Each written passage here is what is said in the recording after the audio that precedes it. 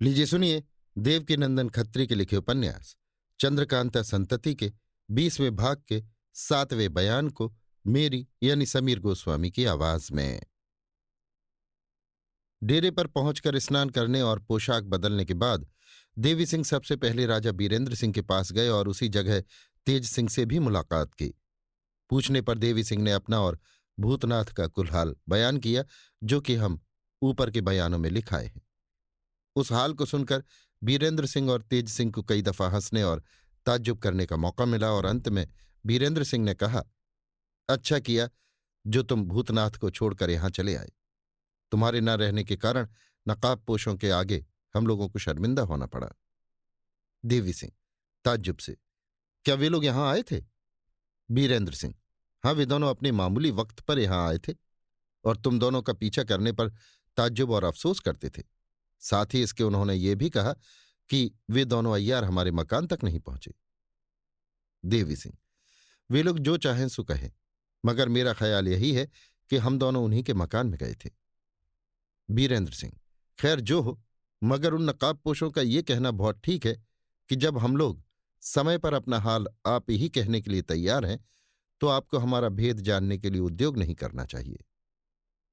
देवी सिंह, बेशक उनका कहना ठीक है, मगर क्या किया जाए। अय्यारों की तबीयत ही ऐसी चंचल होती है कि किसी भेद को जानने के लिए वे देर तक या कई दिनों तक सब्र नहीं कर सकते। यद्यपि भूतनाथ इस बात को खूब जानता है कि वे दोनों नकाबपोश उसके पक्षपाती हैं और पीछा करके उनका दिल दुखाने का नतीजा शायद अच्छा न निकले, मगर फिर भी उसकी तबीयत नहीं मानती। तिस पर कल की बेइज्जती और अपनी स्त्री को वहां न देखता तो निस्संदेह मेरे साथ वापस चला आता और उन लोगों का पीछा करने का ख्याल अपने दिल से निकाल देता। तेज सिंह, खैर कोई चिंता नहीं। वे नकाबपोश खुशदिल नेक और हमारे प्रेमी मालूम होते हैं, इसलिए आशा है कि भूतनाथ को अथवा तुम्हारे किसी आदमी को कोई तकलीफ पहुंचाने का ख्याल न करेंगे। बीरेंद्र सिंह, हमारा भी यही ख्याल है। देवी सिंह से मुस्कुराकर, तुम्हारा दिल भी तो अपनी बीवी साहिबा को देखने के लिए बेताब हो रहा होगा। देवी सिंह, बेशक मेरे दिल में धुक धुकी सी लगी हुई है और मैं चाहता हूं कि किसी तरह आपकी बात पूरी हो तो महल में जाऊं। बीरेंद्र सिंह, मगर हमसे तो तुमने पूछा ही नहीं कि तुम्हारे जाने के बाद तुम्हारी बीवी महल में थी या नहीं। देवी सिंह हंसकर, जी आपसे पूछने की मुझे कोई जरूरत नहीं और ना मुझे विश्वास ही है कि आप इस बारे में मुझसे सच बोलेंगे। बीरेंद्र सिंह हंसकर, खैर मेरी बातों पर भले विश्वास न करो और महल में जाकर अपनी रानी को देखो। मैं भी उसी जगह पहुंचकर तुम्हें इस बेएतबारी का मजा चखाता हूं। इतना कहकर राजा बीरेंद्र सिंह उठ खड़े हुए और देवी सिंह भी हंसते हुए वहां से चले गए।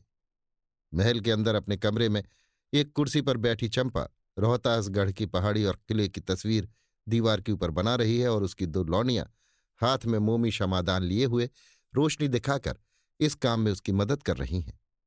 चंपा का मुंह दीवार की तरफ और पीठ सदर दरवाजे की तरफ है। दोनों लौंडियां भी उसी की तरह दीवार की तरफ देख रही हैं, इसलिए चंपा तथा उसकी लौंडियों को इस बात की कुछ भी खबर नहीं कि देवी सिंह धीरे धीरे पैर दबाते हुए इस कमरे में आकर दूर से और कुछ देर से उनकी कार्रवाई देखते हुए ताज्जुब कर रहे हैं। चंपा तस्वीर बनाने के काम में बहुत ही निपुण और शीघ्र काम करने वाली थी तथा उसे तस्वीरों के बनाने का शौक भी हद से ज्यादा था।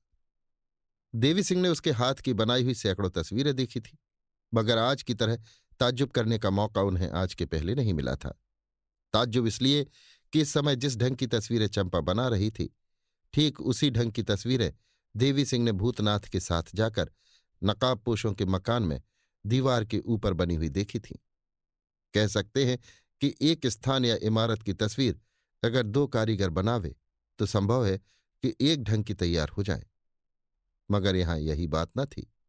नकाबपोशों के मकान में रोहतासगढ़ पहाड़ी की जो तस्वीर देवी सिंह ने देखी थी, उसमें दो नकाबपोश सवार पहाड़ी के ऊपर चढ़ते हुए दिखलाए गए थे, जिनमें से एक का घोड़ा मुश्की और दूसरे का सब्जा था।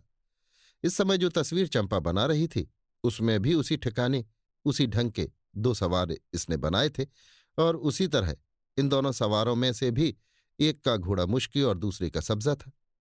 देवी सिंह का ख्याल है कि ये बात इत्तेफाक से नहीं हो सकती।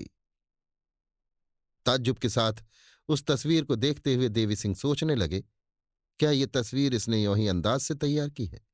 नहीं नहीं, ऐसा नहीं हो सकता। अगर ये तस्वीर इसने अंदाज से बनाई होती तो दोनों सवार और घोड़े ठीक उसी रंग के न बनते जैसा कि मैं उन नकाबपोशों के यहां देख आया हूं। तो क्या ये वास्तव में उन नकाबपोशों के यहां गई थी? बेशक गई होगी, क्योंकि उस तस्वीर के देखे बिना उसके जोड़ की तस्वीर ये बना नहीं सकती। मगर इस तस्वीर के बनाने से साफ जाहिर होता है कि ये अपनी उन नकाबपोशों के यहां जाने वाली बात गुप्त रखना भी नहीं चाहती। मगर ताज्जुब है कि जब इसका ऐसा ख्याल है तो वहां नकाबपोशों के घर पर मुझे देखकर छिप क्यों गई थी? खैर, अब बातचीत करने पर जो कुछ भेद है सब मालूम हो जाएगा। ये सोचकर देवी सिंह 2 कदम आगे बढ़े ही थे कि पैरों की आहट पाकर चंपा चौंकी और घूमकर पीछे देखने लगी। देवी सिंह पर निगाह पड़ते ही कूंची और रंग की प्याली जमीन पर रखकर उठ खड़ी हुई और हाथ जोड़कर प्रणाम करने के बाद बोली, आप सफर से लौटकर कब आए? देवी सिंह मुस्कुराते हुए, 4-5 घंटे हुए होंगे, मगर यहां भी मैं आधी घड़ी से तमाशा देख रहा हूं। चंपा मुस्कुराती हुई, क्या खूब, इस तरह चोरी से ताक झांक करने की क्या जरूरत थी? देवी सिंह, इस तस्वीर और इसकी बनावट को देखकर मैं ताज्जुब कर रहा था और तुम्हारे काम में हर्ष डालने का इरादा नहीं होता था। चंपा हंसकर, बहुत ठीक, खैर आइए और बैठिए। देवी सिंह, पहले मैं तुम्हारी इस कुर्सी पर बैठ के इस तस्वीर को गौर से देखूंगा। इतना कहकर देवी सिंह उस कुर्सी पर बैठ गए जिस पर थोड़ी ही देर पहले चंपा बैठी हुई तस्वीर बना रही थी, और बड़े गौर से उस तस्वीर को देखने लगे। चंपा भी कुर्सी की पिछवाई पकड़कर खड़ी हो गई और देखने लगी। देखते देखते देवी सिंह ने झट हल्के जर्द ढंग की प्याली और कूची उठा ली और उस तस्वीर में रोहतासगढ़ किले के ऊपर एक बुर्ज और उसके साथ सटे हुए पताके का साधारण निशान बनाया, अर्थात उसकी जमीन बांधी, जिसे देखते ही चंपा चौंकी और बोली, हाँ हाँ ठीक है, ये बनाना तो मैं भूल ही गई थी। बस अब आप रहने दीजिए, इसे भी मैं ही अपने हाथ से बनाऊंगी। तब आप देखकर कहिएगा कि तस्वीर कैसी बनी और इसमें कौन सी बात छूट गई थी। चंपा की इस बात को सुन देवी सिंह चौंक पड़े। अब उन्हें पूरा पूरा विश्वास हो गया कि चंपा उन नकाबपोशों के मकान जरूर गई थी, और मैंने निस्संदेह इसी को देखा था।